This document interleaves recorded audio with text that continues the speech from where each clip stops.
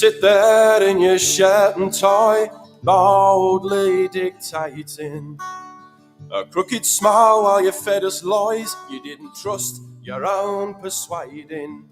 You sought to slay and to keep at bay the few good men that warned. Well, the dawn is nigh, look to the sky, beware of an England scorned.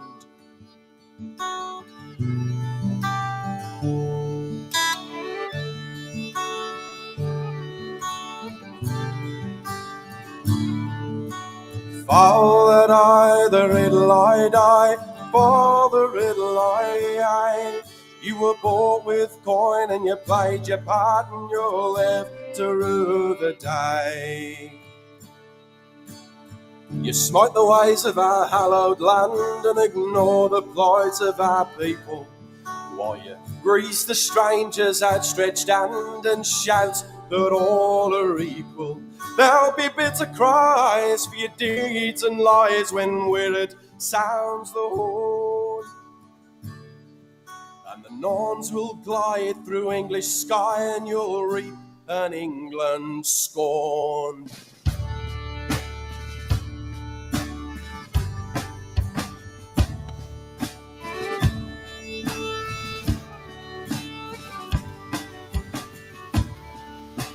Father, I, the riddle I die, for the riddle I.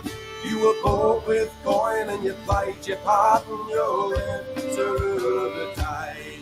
To me, Father, of the riddle I die, hark to the sounded horn. When freedom cries fill English skies, you'll wish you'd never been born.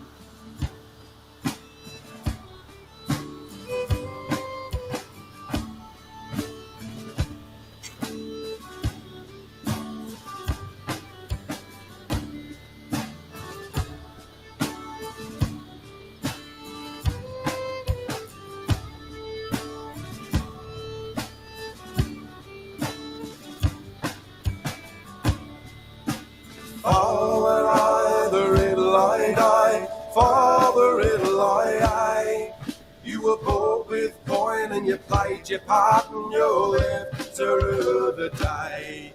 To me, Father, of the riddle I die, hark to the sounded horn. When freedom cries fill English skies, you'll wish you'd never been born.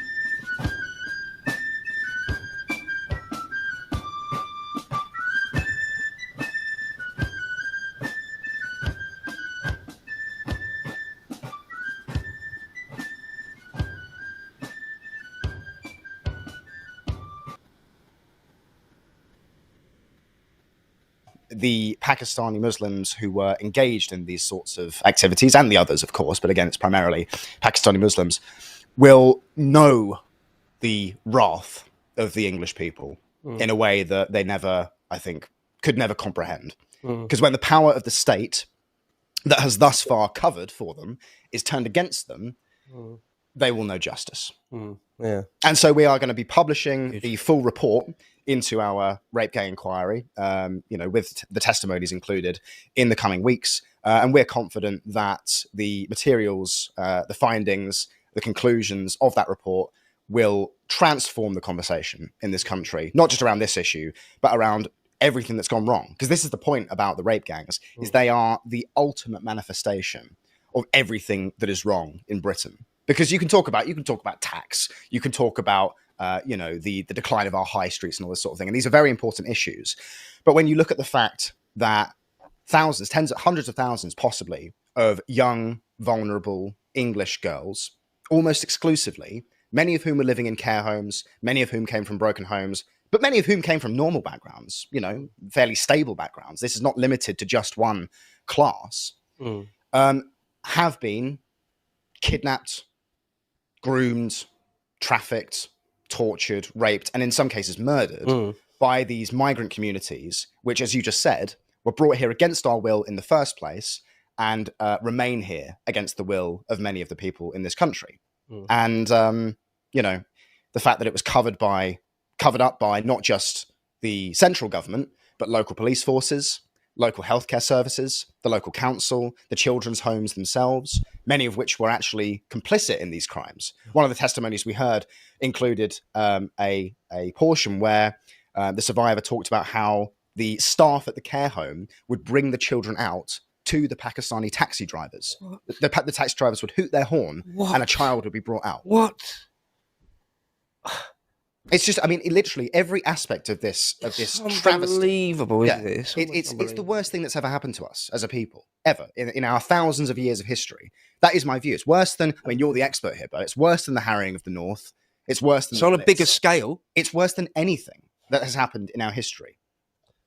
It's sort of unbelievable. It's sickening, isn't it? Truly, truly, truly sickening. When some of these girls go to the police just say, just stop misbehaving. You're just a naughty girl. You're just a prostitute or something. At best. They're talking to a 14 or 15-year-old girl. Yes. And another one of the testimonies we heard, and this is slightly paraphrasing, but the quote was, "My main interaction with the police was them raping me." Because the police forces themselves, individual officers, were not just covering up these crimes, not just turning a blind eye, but actually engaged with the gangs. Really? Yes. Huh. That's largely new to me. I heard one or two rumours that something like that was going on, but is that a thing as well? Well, according to the survivors that we spoke to, yes. It's mad that we've actually...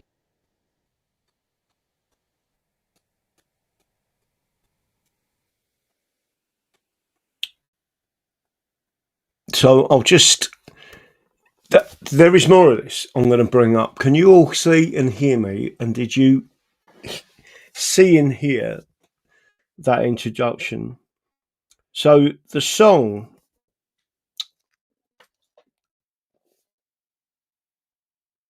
When freedom cries from the English skies, you'll wish you've never been born.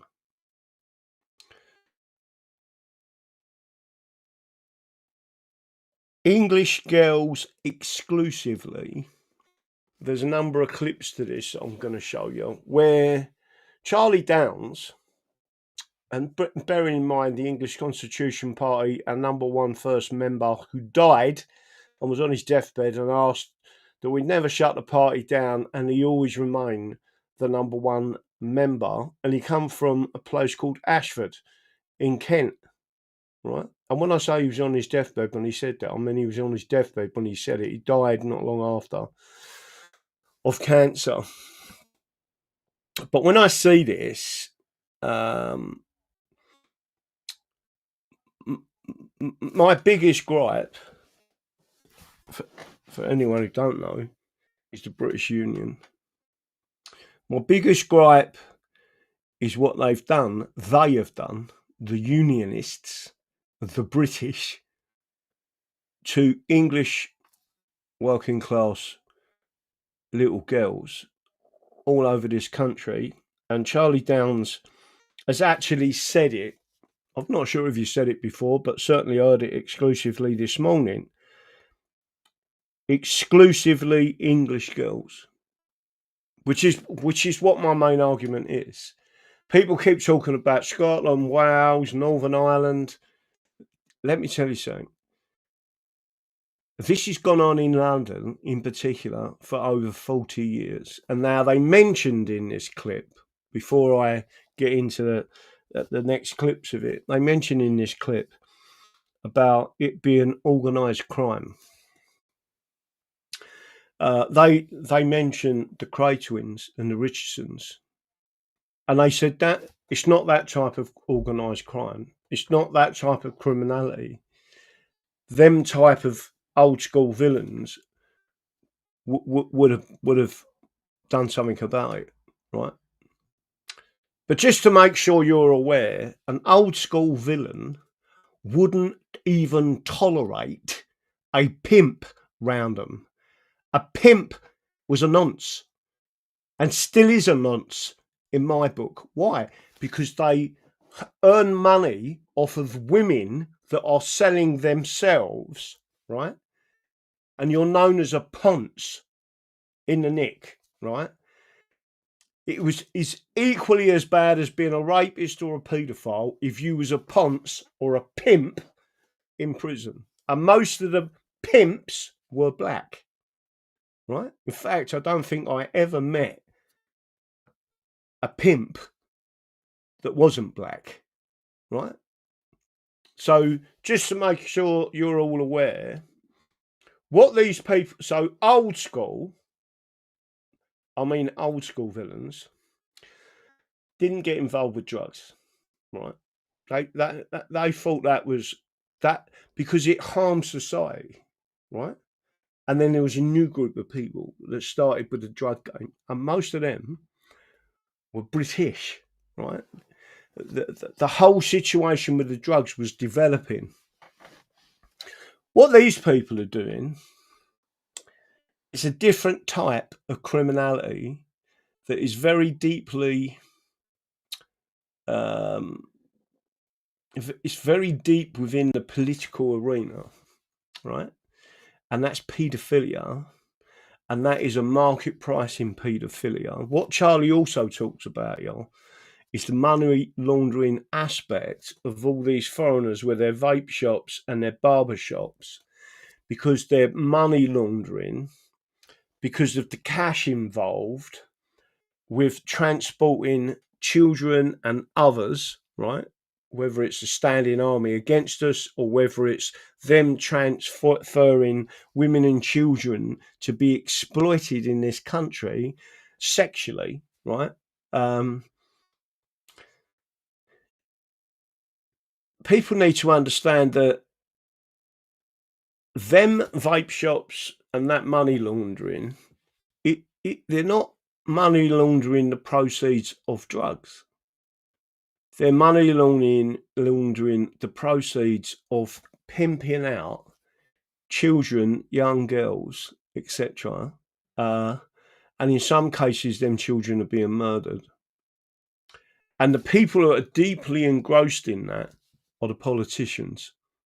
And I've said for a long time, and I've covered most of this off before in other shows, that what really started that in a big way, and there was an incident in Belgium where 2 young girls starved to death in a cellar that was locked in a cellar that were being pimped out to politicians in Brussels because of the European Union, because no borders meant that they could just take the kids over borders into other countries.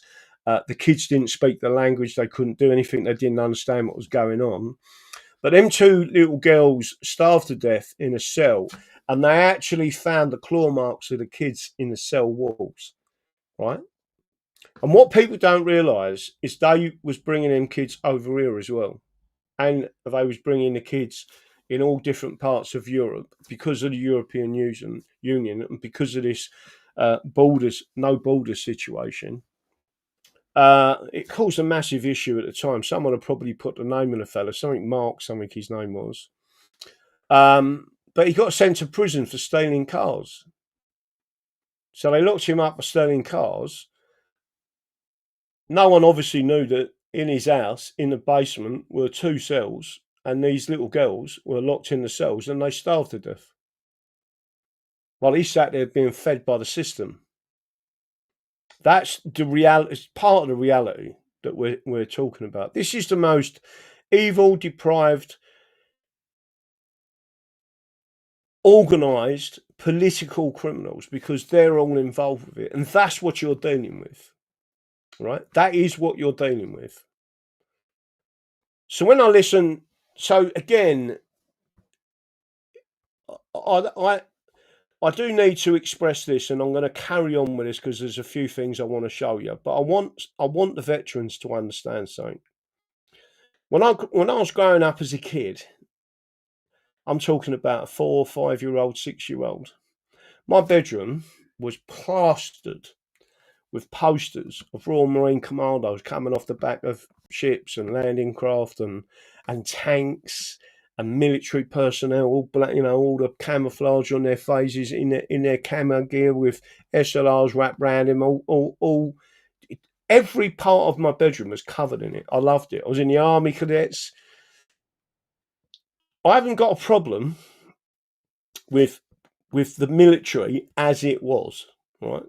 Bearing in mind it's now been destroyed by the British, right? And one of the things that really got to me was when they and I had conversations with people that they disbanded in 1964, the year I was born, an 800-year-old English regiment called the Dragons.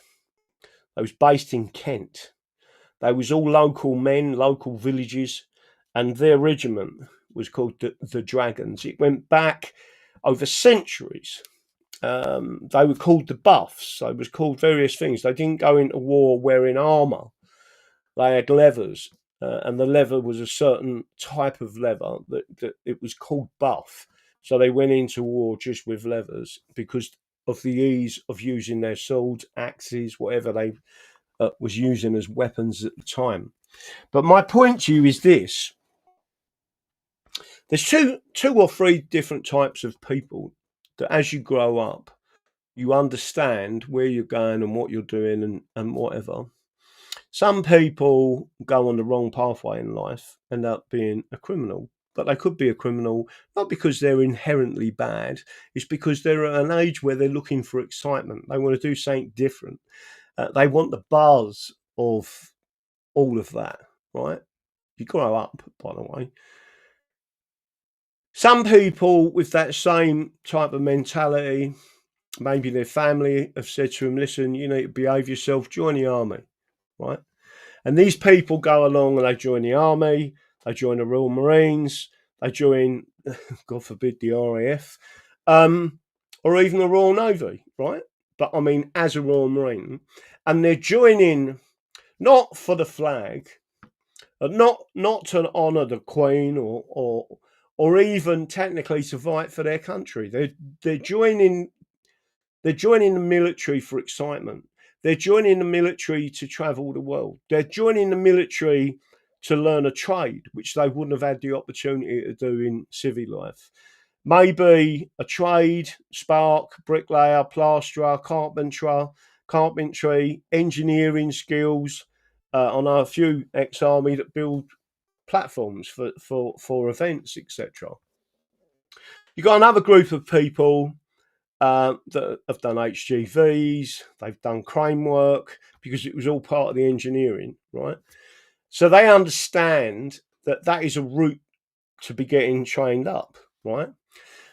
But if you ever spoke to them men in the trench, or if they come under fire in any of these areas, they're not fighting for king, queen, and country, and they're certainly not fighting for a flag, right? They're fighting to help defend their pal sitting next to them on the left or the right. And if the enemy starts coming at them, the comradeship between those men under fire and under threat of their lives being taken, they will fight and protect each other. That's what the military is about. And it builds that bond. But that bond isn't that flag. Although many in the military will see their comrades' coffins wrapped in the British flag, right? So I understand why it is an emotional thing for them to start to pop off the British flag, right? And I explained it on last night's show that all I'm trying to say to people here is you have to understand. Now, I'm going to say this to any military listening, right? I need them to listen to this. Where you could have gone on the path of being a crook, a criminal, you certainly wouldn't have been the type of crooks and criminals that the British government have allowed to enter our country. And as a product, they use English working class girls. Even if you was criminals, you wouldn't have allowed that. I know you wouldn't have allowed that, right? Because I know what type of men you are. That wouldn't have happened. Just the same as the old school criminals wouldn't have tolerated it, right? The key to this is understanding that you took the path of the British military. You took orders to go into these various areas and possibly to kill people. You took orders to do X, Y, Z, right?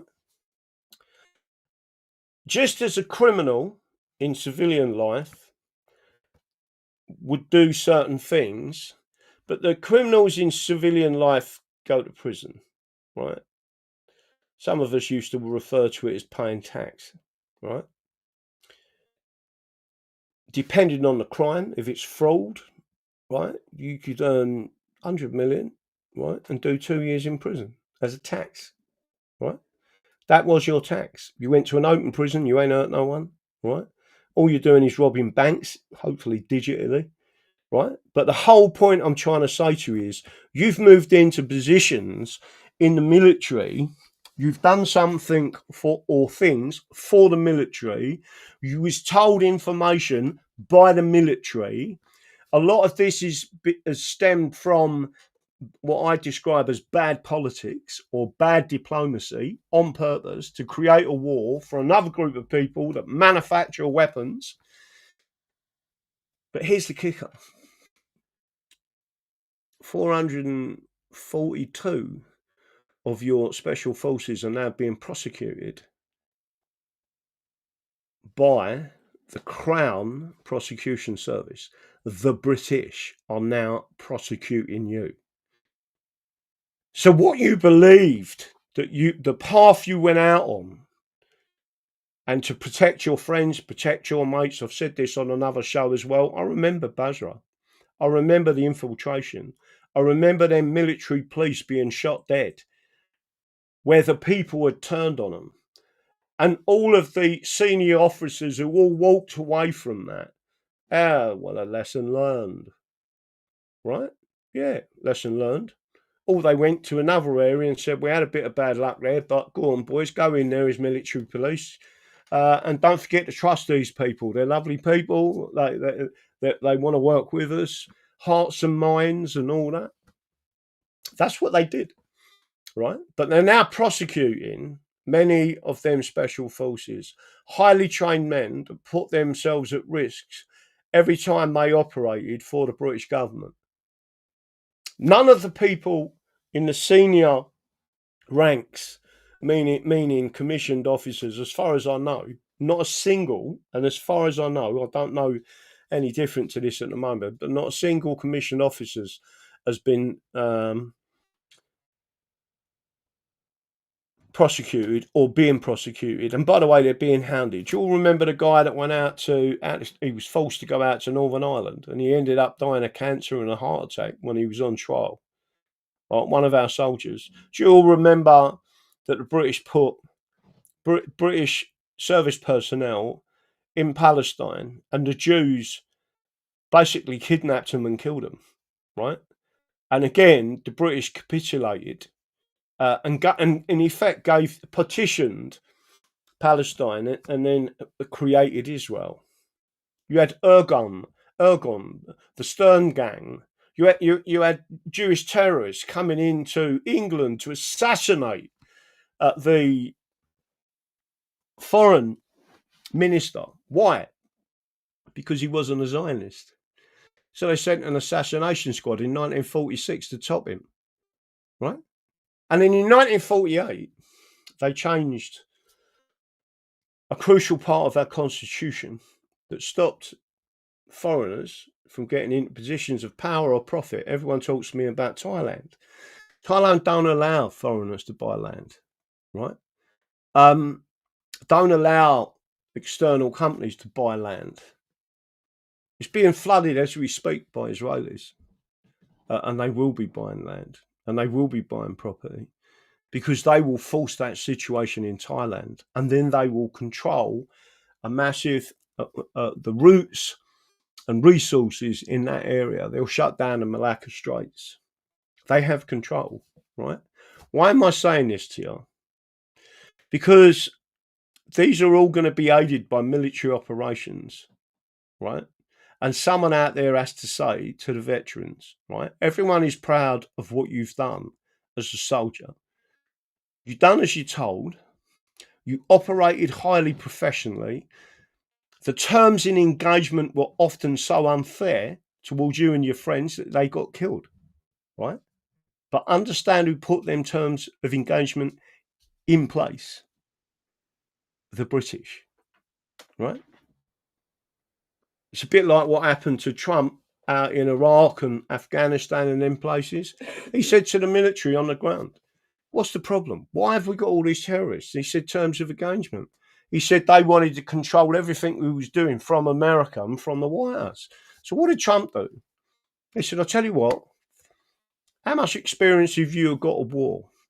And the general stood up and went, bang, bang, bang, bang, bang. He went, right, well, take your gloves off. You've got full command. Go for it.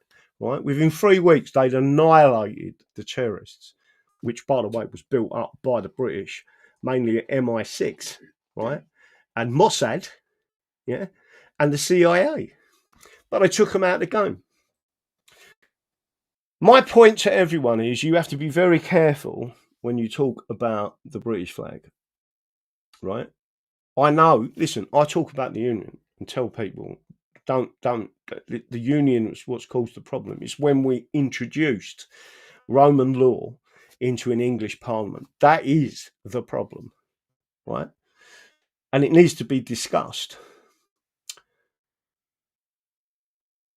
The British Union was only ever supposed to be a minor administrative role to stop Scotland going into bankruptcy and basically the people starving to death, right? And they asked to come into this union. They didn't ask the English, they didn't ask the Scottish people.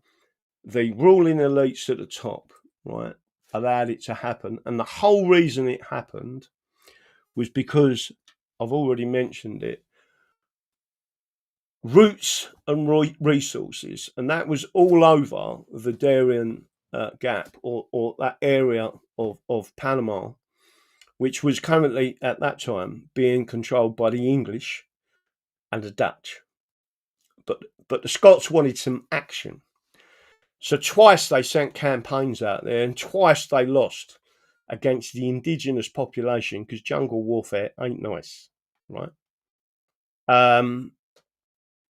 That's the reality of what we're talking about. So then go through this system and this process and understand my concern with Restore Britain.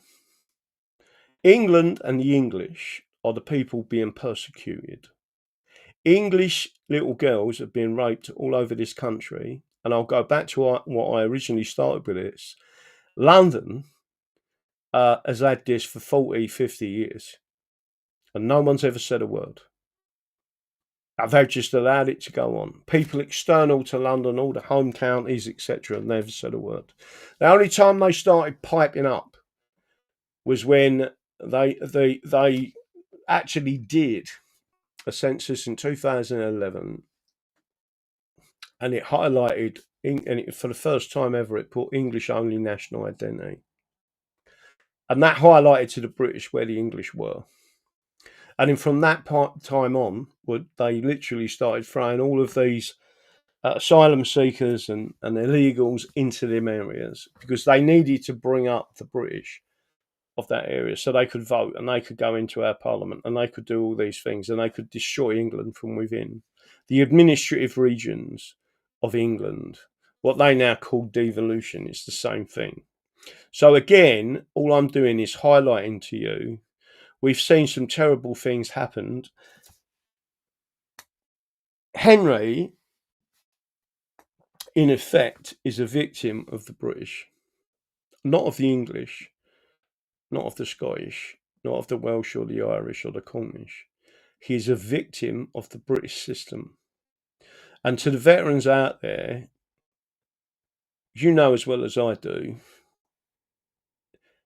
what is going on now, and especially to anyone involved in special forces, they know that this is a mass ruling class orchestrated destruction of a country, but that country is England, and to destroy and erase the English, right? So that said, I'm going to refer back to this because there's some other elements of it I want to play, and what I've got to do is go and have a look and see exactly where it is. But I want everyone to understand that I absolutely get why the military would be emotionally entrapped by the Union flag, right? But if you asked anyone during World War II, if you had an Englishman, a Scotsman, a Welshman, and an Irishman there, and you said, "What nationality are you?" they would have come back and said, "I'm Scottish, I'm Welsh, I'm English, right? Or I'm Irish." They would not have said British, right? We was known externally as Brits, and that referred to Britons rather than British. British nationality came about in 1948. But I just want to make sure, because I'm going to take it to 3 different elements again. So 1428, that's 1700, 17 minutes and 18 minutes. Because I want people to understand it, and then I'm going to play it again. I want everyone to understand where I'm coming from. Then we're going to cover off some other bits and pieces, which I think are really important. But before I do, I want you to understand how this originated, right? And I showed it last night, and I'll show it again, right? Well, I showed it last night, and I'll show it again briefly, because I think it's crucially important that our military get this, right? Because you're the ones that are being persecuted at the moment for various reasons. But that is an ensign of the Royal Navy. And you'll notice that the British square there, right, is tiny. In my view, it should be even tinier. But we're talking about, it should be about England, and the administration part shouldn't really exist anymore, because what actually happened in 1706, 1707, where Scotland was bankrupted, we've moved away from that now. There's no reason to keep the political union as is. You would go back to what's known as a common law union, right, where we all share the same rights. Scotland's got the claim of right on the English Bill of Rights. But just to make sure you get this, right, what we're actually seeing today is this, right, where it has completely taken control. There is no England anymore. There is no Scotland anymore. There is no Wales anymore. There is no Northern Ireland anymore. And there definitely isn't a Southern Ireland anymore. Not as part of the common law. The Fabians rewrote their whole constitution. So again, what I'm going to do is come off of that a second. Go back to this particular element. So again, I'm saying to the military in particular, this is to the veterans, right? And a lot of these veterans, if they start to side with us, they can lose their pensions, right? Exactly with the police, the Home Office can take their pensions. There's lots of situations where if they don't follow, but all they're doing is cutting the throats of the English and allowing for the rape of English girls, right? And as Charlie said, it is almost exclusively English girls, right? So I'm going to go back to the original part of this, and I'm going to show you. I'm going to start at 1428, because I think it's important that people listen to this bit. The whole video was good. I happen to like Charlie. So I want to explain something before I go on to this, right? If you ever see me get angry and go on a rant and get really annoyed with a particular person, right? It's generally, if you see that, it's generally because I like them. If I didn't like them, I wouldn't be that bothered, right? I would just fuck off, right? I'm not interested. But if I like you, in particular, and I think that you are highly intelligent and could and you're getting it and you're almost there, and then you start getting pulled back by this Britishness, that's when I get a bit ranty about it. But I actually like the fella, right? But he said a few things here, and again, I do want to make sure. Let's see if I can pull that back up. I want to make sure everyone gets this as well, right? I believe that Rupert Lowe is a good egg. I think he's a bit like Trump originally. I don't think he realised how deep the corruption was until he's actually in amongst it, because they don't want to see, they don't want you seeing how bad it is, right? So I'm going to play this and people need to listen to it again. Again, the link to this is in the edit of this show. For 36 hours. So yesterday we had our debate in Westminster Hall, which was prompted by a petition that we ran on the mandatory collection of ethnicity data as it pertains to child sex offences. This is not something that's currently in place, which is why there is such a dearth of data on this issue. But of course, the data that we do have is damning because it points to massive overrepresentation among the Pakistani Muslim community primarily, the Muslim community more generally, in the organised trafficking, grooming, raping, torturing of predominantly young white English girls. And in this... Right, predominantly white young English girls, right? So I'm going to stop it there because he's used the word predominantly, right?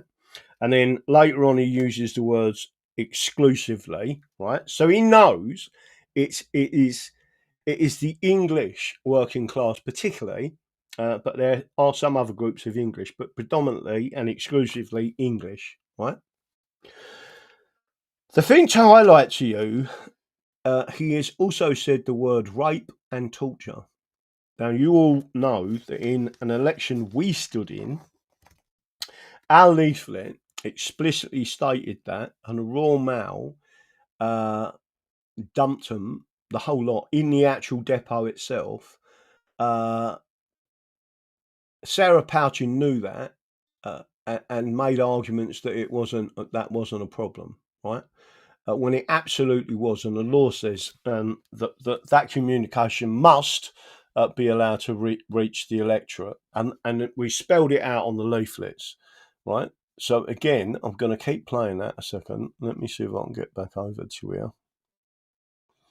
Remember what he's talking, and remember what he just said. Then predominantly, right? My issue with Restore is that England is the largest nation. England is being regionalised. They called it another word because they changed the meaning of they try and change things. It's a bit like when they're done in the European Union. They put out a European constitution, and then because everyone said no, they said, all right, it's a Lisbon Treaty, and then everyone signed up to it. Debate, Rupert gave a very powerful and moving speech, simply reading out some quotations from the testimonies that we heard at the Rape Gang Inquiry hearings in February. These were, harrowing to listen to at the time, even more harrowing to listen to once again, now that we are even more aware of the full extent of what's been going on. He gave the testimony of a girl who had a glass bottle inserted into her private parts, which then shattered. We heard the testimony of a girl who was left bleeding from both her, and these are direct quotes, both her vagina and her back passage, following a gang rape at the age of, I think, 13, 14 or 15. I'd have to check that.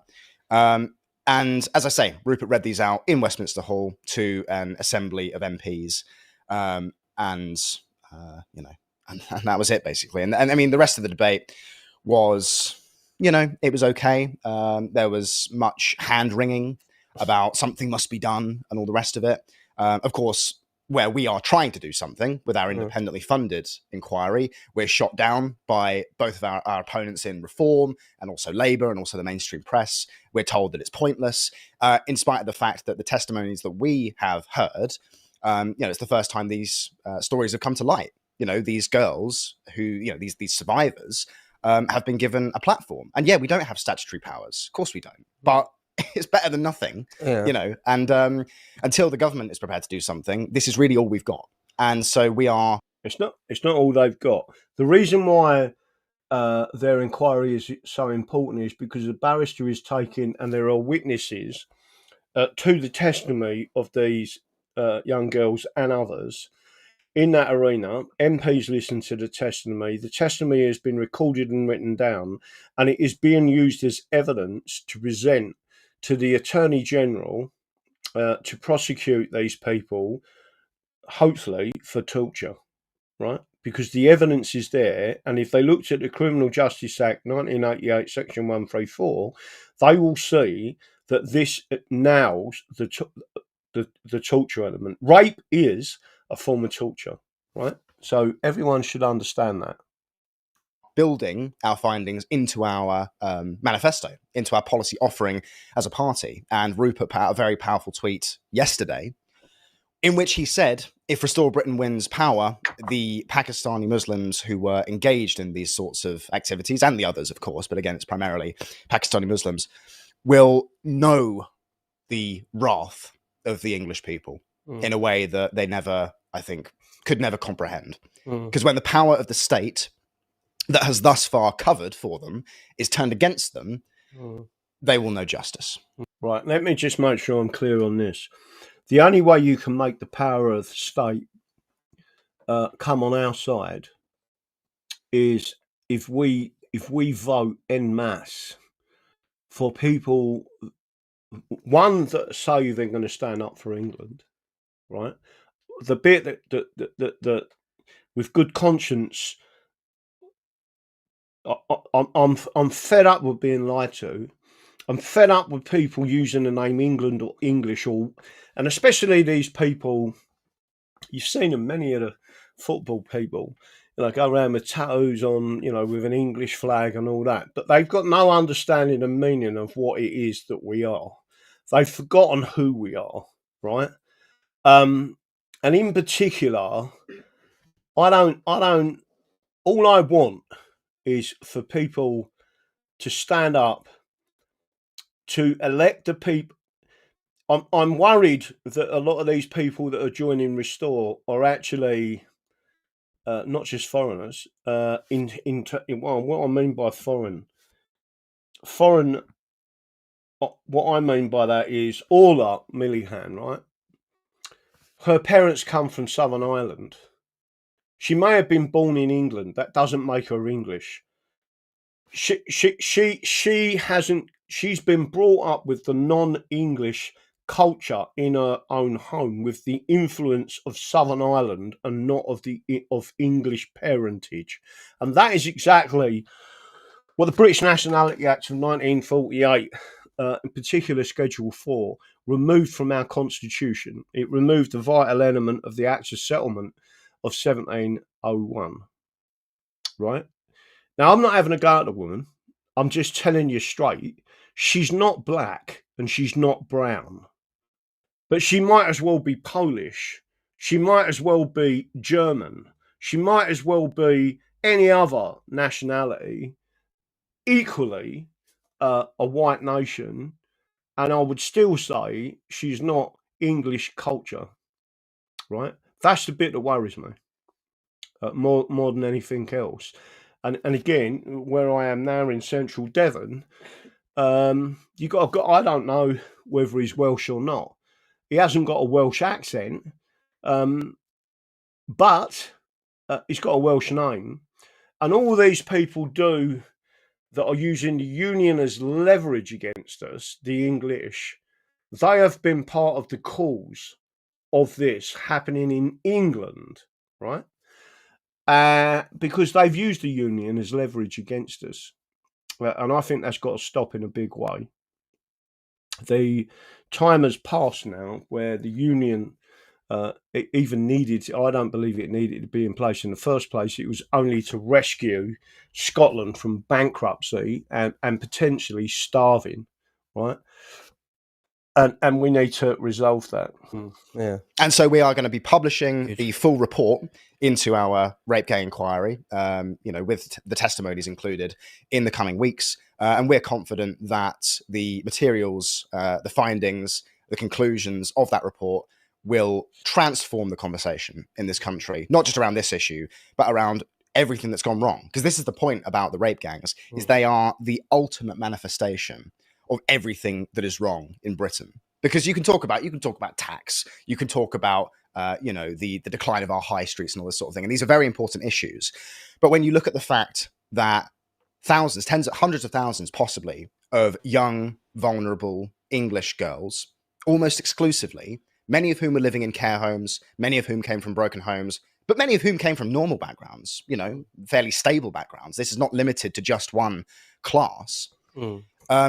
Have been kidnapped, groomed, trafficked, tortured, raped, and in some cases murdered by these migrant communities, which, as you just said, were brought here against our will in the first place and remain here against the will of many of the people in this country. And, the fact that it was covered up by not just the central government, but local police forces, local healthcare services, the local council, the children's homes themselves, many of which were actually complicit in these crimes. One of the testimonies we heard included a portion where the survivor talked about how the staff at the care home would bring the children out to the Pakistani taxi drivers. The taxi drivers would hoot their horn and a child would be brought out. What? It's just, literally every aspect of this travesty. Unbelievable, isn't it? It's the worst thing that's ever happened to us as a people, ever, in our thousands of years of history. That is my view. It's worse than, you're the expert here, but it's worse than the harrying of the North. It's worse than... It's on a bigger scale. It's worse than anything that has happened in our history. So what I'm going to do now is go back to this. I want you to listen to the words properly, right? And I'm going to play it again. And then after this song, I'm going to go on to some other subjects. But listen to what the words say.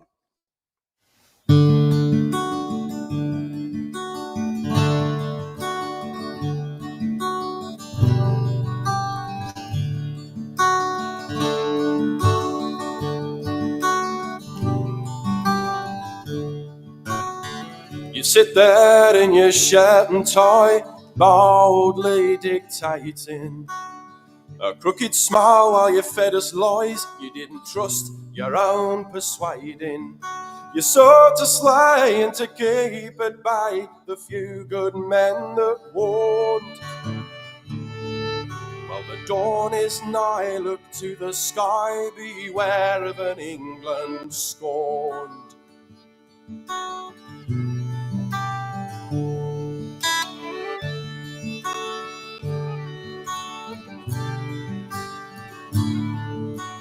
Father, I, the riddle I die, for the riddle I. You were bought with coin and you played your part and you'll live to rue the day. You smite the ways of our hallowed land and ignore the plight of our people, while you grease the stranger's outstretched hand and shout that all are equal. There'll be bitter cries for your deeds and lies when weird sounds the horn, and the Norns will glide through English sky and you'll reap an England scorned.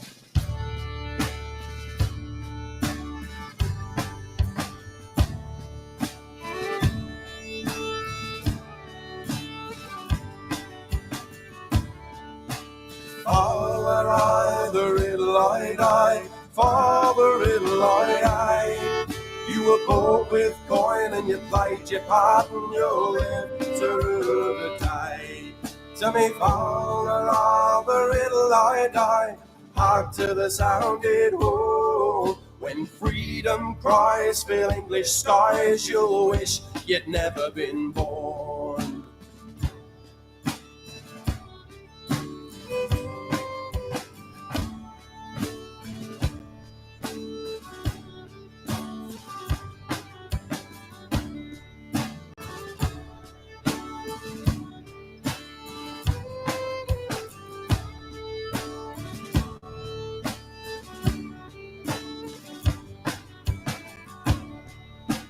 Father, I, the riddle I die. Father, riddle I. You were bought with coin and you played your part and you'll live to rue the day. To me, Father, I, the riddle I die. Hark to the sounded horn. When freedom cries fill English skies, you'll wish you'd never been born.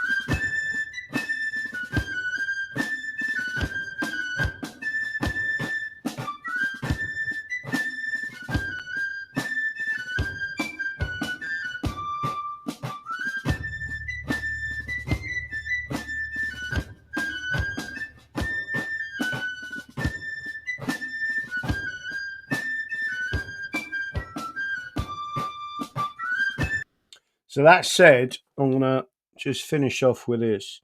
I respect the military and how they feel about the Union flag. But you were conned by the men in suits, the same as us, the civilians. Now the battle is here and now to take England back. And we must work together to take England back. And we've taken England back, removing the suits and putting our own people back in charge of our communities again. Removing the British police that have killed 1,995 of us since 1990, and nothing's ever happened to them. No prosecutions for torture. We need to use the laws, but in order to do that, we need to assist the public to wake up and to use their vote, because it is the Marxists that have demoralised people into not voting. The closest possible situation, if we're not being conned, and if they speak of England, and the largest population is England, Restore Britain needs to talk about restoring England, restoring our constitution, and from that instance onwards, we can impeach the judges via Parliament and don't resort to violence. So that is what I wanted to say on that. And now what I'm going to do is go back to another situation, which is this, basically. And again, before anyone, don't forget we have got the seminar this Friday, Saturday and Sunday in Mablethorpe. The seminar is for the English Constitution Party on the Saturday, and I will be showing that at the end. And it is for the English Constitution Society on the Sunday. We're going to be talking about what we're doing, how we're doing it, and we need some questions asked of the membership of both the Society and the English Constitution Party. We're not the bad guys. We never have been. There's a lot of people out there pretending to be English. In other words, they'll wave the English flag and a drop out of the hat, they'll be standing in front of a British flag, but not promoting England within that group. That's definitely what I don't want to see. So I want everyone to understand what we're doing. Now, this is tonight's images from outside Southampton. Now, Southampton from here is a 3-hour drive, right? So we was going to take our kit and go down there, etc. I'm going to emphasize this to everyone, right? What they're doing now is fantastic. The more people that turn up out of London, you need to start doing these things simultaneously all over England, because there are only 120,000 police constables in England, right? And Wales. There's 20,000 which they bring in from all other areas to police London if there's an event like this. It is my strong opinion that Tommy Robinson knows that, and that's why he took you into the lion's den. London is a region of the European Union. London is completely controlled. They have already destroyed Middlesex and removed it decades ago, and that is the plan for the rest of England, and people need to wake up. I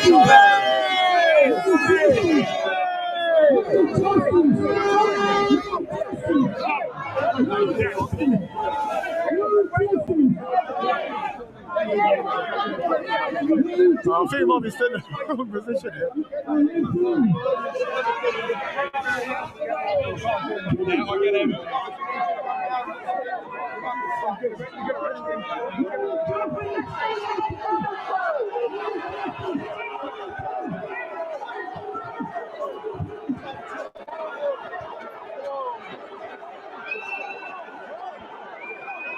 I've been pushed. I've been pushed up the stairs. People are kicking off about not being able to come up the steps here. Police are shoving them down there. This is shocking. Absolutely shocking behaviour here.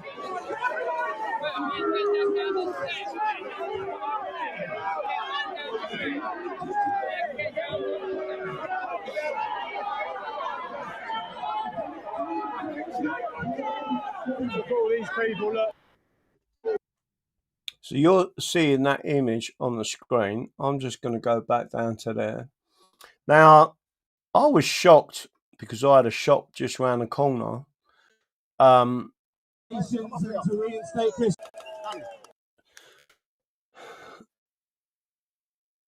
In May 2013, when Fusilier Lee Rigby was attacked in the street, my shop was literally less than a 3-minute drive. I'd done that route every single day, and I said to myself after, if I had been driving up there and turned out of my turning into that main road and seen them doing, I would have just aimed the car on. Just to make sure you're aware of this, about 30 years ago, I see a white geezer being assaulted by at least 20 to 30 Indians, Sikhs, whatever you want to call it, in Plumstead, in a place called the Slade. And as far as I can see, they was going to kill him, right? Out of all the people just watching it and doing nothing, I was the only person who drove my car up onto the fucking pavement and straight into him, right? My point to you is that white geezer's alive today, in my opinion, because someone stood up and did something, right? Didn't just look away and didn't just drive off and think, oh dear, another little fight outside a shopping parade, right? The point is they would have killed him. Some people act instinctively, and it is, you do need to control rage, I get that, but you need to be organised. And you need to be doing these events all over the country, right? But when I saw the amount of public disgust and rage about what happened to Lee Rigby, it all started to die down. His family were given the same statements to read out about diversity and inclusion, and just don't blame these people, right? Who else are we supposed to blame? Well, I'll tell you what, you can blame the suits. Blame the suits that did this. Blame the people that, in particular, got full control of Parliament with the Parliament Act of 1911 that was pushed through Parliament They got salaries. They created a political class. Our businessmen that was in Parliament at the time tried to warn us that's what was going to happen, and that's exactly what's happened. It goes back well before then, by the way, and we can pinpoint that. But my point to you is, all of you listening to this today, we need to be more out on the streets, and you do not want to be guided by people like Tommy Robinson, because he guided you into London. I understand the morale element of that, but that is not taking the people and moving them forward in the right way. There's 120,000 police constables, there's millions of us, and we are governed by consent, and we have had enough, right? So you have to be the people that start organising to do that. You don't want the drunks with cans of beers. You don't want to see the Union flag that represents the suits, right? That Union flag represents the suits that did this to us. In the same way as it represents the suits that did it to our military. They fought for their friends, their comrades either side of them, right? They see their friends blown up. And the people that put them in that position and then prosecuted them when they got back to the UK were the British suits. And the civilians and the military need to understand, if you're going to blame anyone, blame the suits. Remove the suits. And we need to prosecute the judges, because they was our protection against this. So was our Constitution. And the Constitution is the solution. Impeachment is a constitutional right of a representative people in that Parliament. And Restore Britain needs to be Restore England first. Because Scotland, Wales and Ireland will be restored. And we can go back to being a brotherhood of nations once we've removed the suits. So I'm going to show you a few of these and then get back onto another subject, which is the subject of the highly distressing video of that young lad that was murdered. I am pledging to begin mass deportations and to reinstate Christianity back into the heart of government. I have always stood with you at street level. I will always stand with you at street level. First Patriots, please join me in prayer as we say in the name of the Father and of the Son and of the Holy Spirit. Our Father, who art in heaven, hallowed be thy name.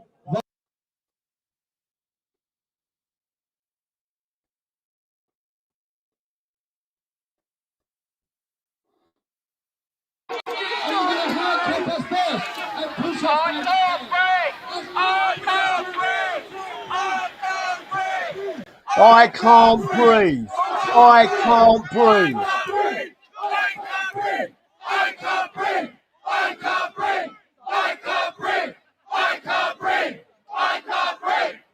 Now, if you've had enough of these dirty, stinking civilian police constables handcuffing, right? Because they haven't got an automatic right to handcuff anyone, but especially not a man who's just told you that he's been stabbed. They then handcuff him and he bleeds out, right? 9 times during them videos, 9 times he said, I can't breathe. 9 times he was telling them his lungs were filling up with blood. For the military personnel watching this, I need you to understand something. One of your greatest heroes, and I mentioned it last night, was a Royal Marine commando. And that Royal Marine commando was literally, and I am trying to find a photo of him,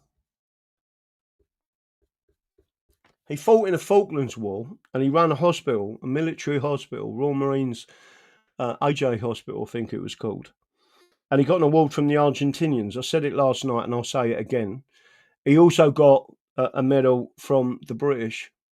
He's the first person ever to be awarded a medal by both sides, and the highest award possible. And the Queen gave him permission to wear that because he showed complete impartiality. He didn't care what side that human being was on. He see him as a wounded soldier. And everyone that went through that hospital survived under his care, whether they was Argentinian and they belonged to another family in Argentina, or whether they was British, because he had the integrity as a human being and a medic to save their lives. That's the truth of who we are. It's a mindset. Do you understand that? We are English. It is a mindset, and you need to go back to understanding what that mindset is. And again, you can see people flying the flag of the suits that did this both to the civilians and to the military. Don't fly that flag. And again, you can see here more and more people. It's not my demo. I'm not talking. It's not my demo. It's not my demo, bro.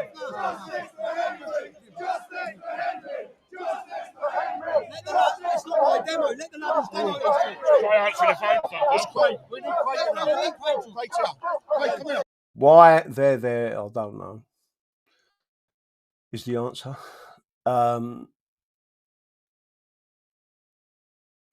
But at the very least, he's not sending out a bucket for Henry's family and spending the money. But there you go. Again, we have, let me just make sure I'll go on to the next part because it's critically important. And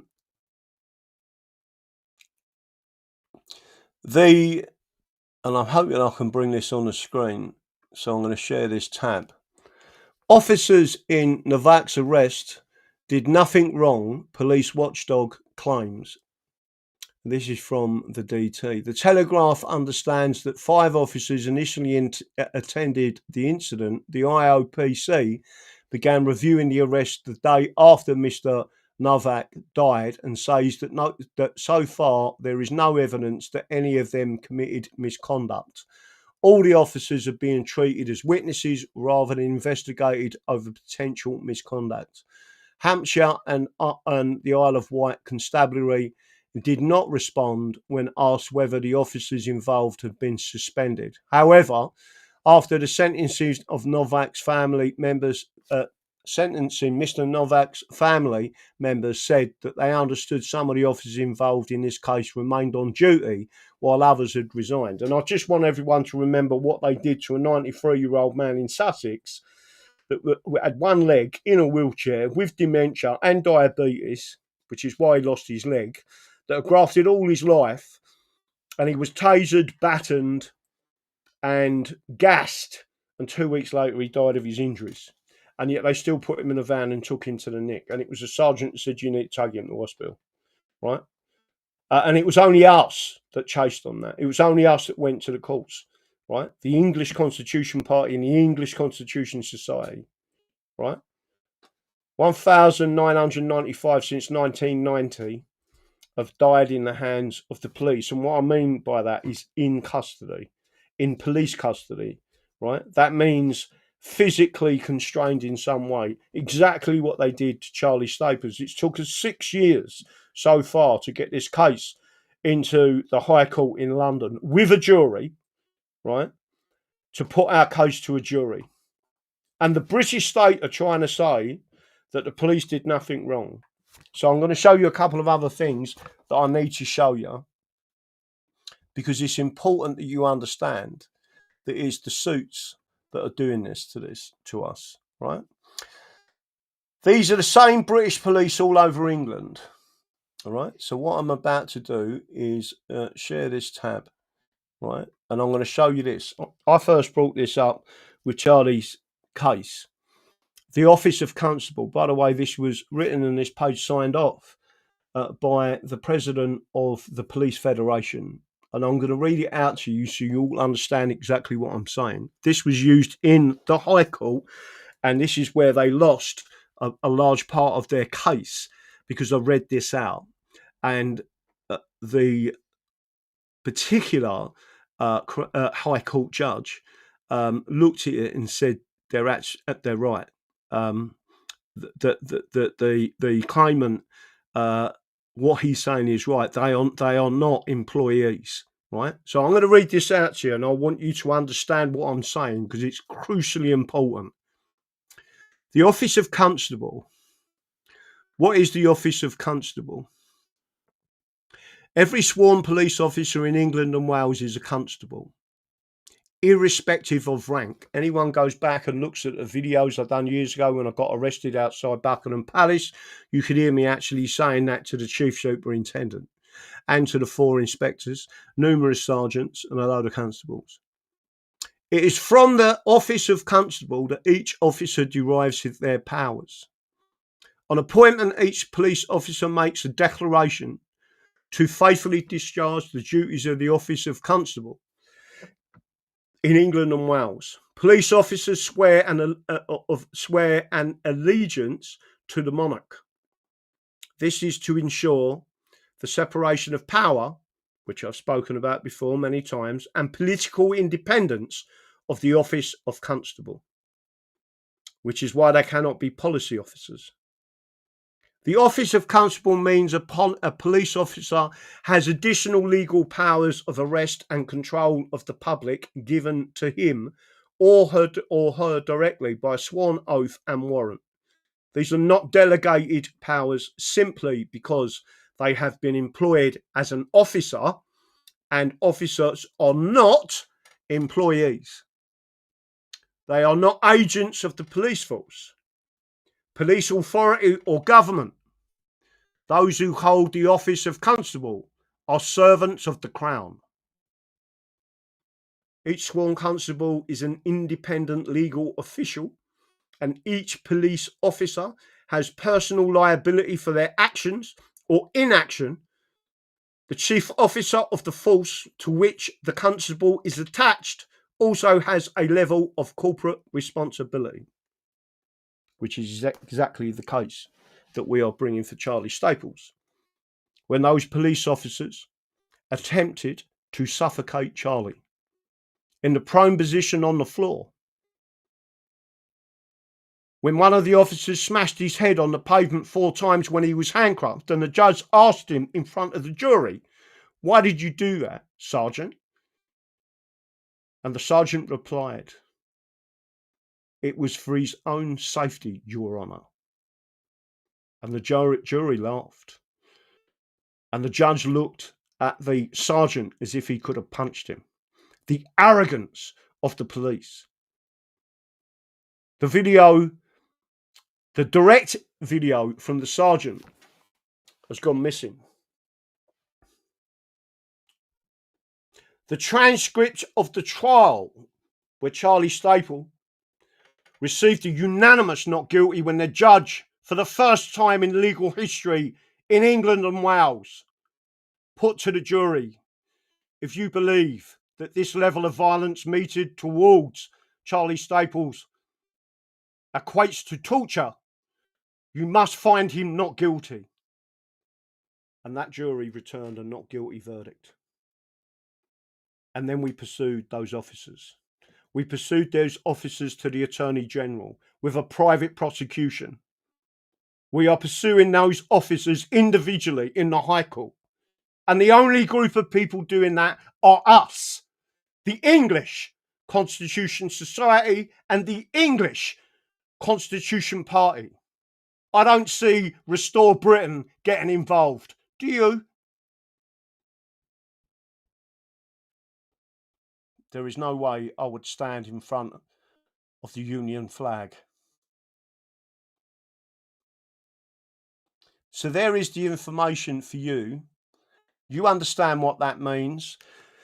That is a document that was signed off by the Police Federation president, spelling out exactly what it is. And just let me make sure you understand the meaning of this. The office of constable means a police officer has the additional legal powers. What does he mean by that, additional? Because you, as civilians in England, have the power of arrest, a citizen's arrest. You have a duty to stop crime. It is your duty to stop tyranny in this country. You can arrest them police officers. If you see them commit a crime in front of you, you have the right to arrest that police constable.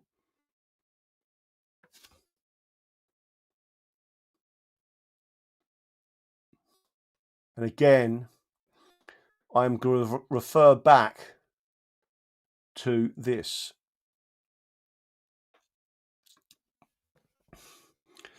Flash protests all over England are the only way you're going to defeat this system.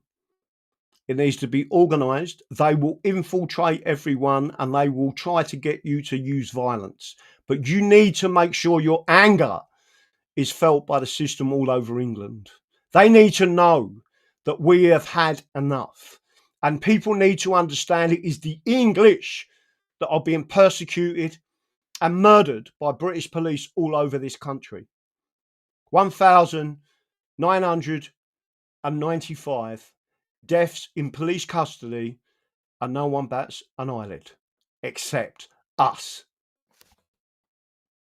So I want everyone to understand that there is more to this. Again, with the IOPC, people don't realise that hundreds of the people that work for the IOPC getting their pensions from the Home Office are ex-police officers. There is absolutely nothing independent about the IOPC. I understand police corruption. Trust me. They are the most crooked people out there. They are the firm, right? And the quicker you understand that, the better. Because sooner or later, that's going to be one of your kids bleeding out because of what the police have done. So again, I just want to make sure everyone understands that we have our English Constitution Convention weekender. It starts on Saturday, but we'll be there on the Friday because we have got a very special guest, Mark Devlin.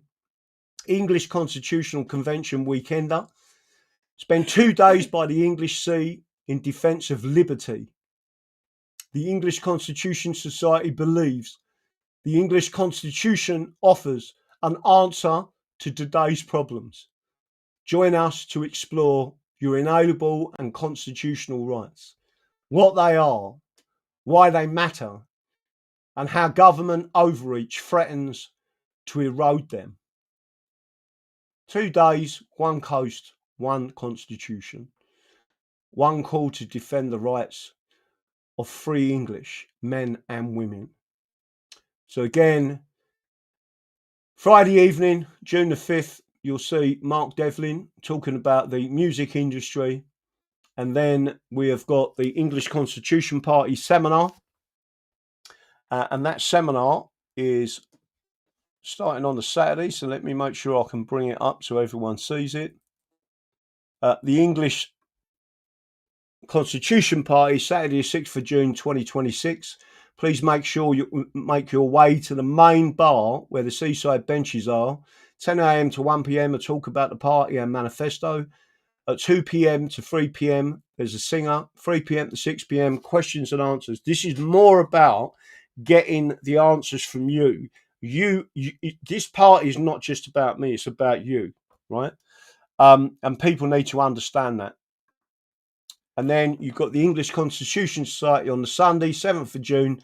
Please make your way to the same area, 11 a.m. to 2 p.m. seminar focusing on who ended slavery, which we will be talking about. So again, my wonderful assistant will make sure that the Granville Sharp book is there, and I'll be talking about some of that and talking a little bit about what is actually happening with it. And I'm going to be doing that when we come back. Now, after that, there's a couple of large court cases that we've got coming up, which I'm not going to go into at the moment. and there's going to be a lot of preparation for it. So I'll be in overdrive yet again, trying to make sure that we do the best for our client, which is our members, right? And to make sure that these people don't get away with what they've got away with. Police constables are personally responsible for what they do. So are the judges, so are the CPS. And remember, to all the military I was talking to earlier, the CPS, the Crown Prosecution Service, has only existed since 1985. And from their existence, all they've wanted to do is prosecute you. That is because they are Marxists, and they are Marxists in suits. And you need to understand that. So I am going to say, any questions from this wonderful audience? And we've got quite a few people out there. Spooky Baba again. Tracy, nice to see you, Spooky. Tracy Truism, Milking It Jensen, Simon Lacey. Let me have a quick look and see who else is in there. Lionheart, Rebecca Hicks, I believe that is. Who else is out there? Jason 690. I haven't forgot about you. I do intend to start drawing something up and showing people how that all works. Merlin's out there. Let's see if this goes so quick. Give me an English flag in the audience, and let me see if I can share it for everyone. Let's see some English flags come up there. Put them out there so everyone can see what it is that you support. And just to give it a quick one out there, also stick an American flag in there because their constitution is the English constitution. Chuck Money, English, Merlin, Denzel, EGNR. Hello, mate. Let me have a look. Juicy and Lucy.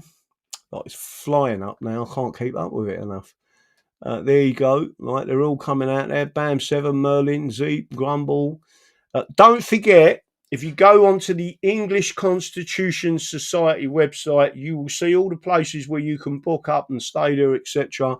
It's a lovely place. So again, all we're doing is talking about what's going on and the solution. And the solution is the English Constitution. It always has been, it always will be.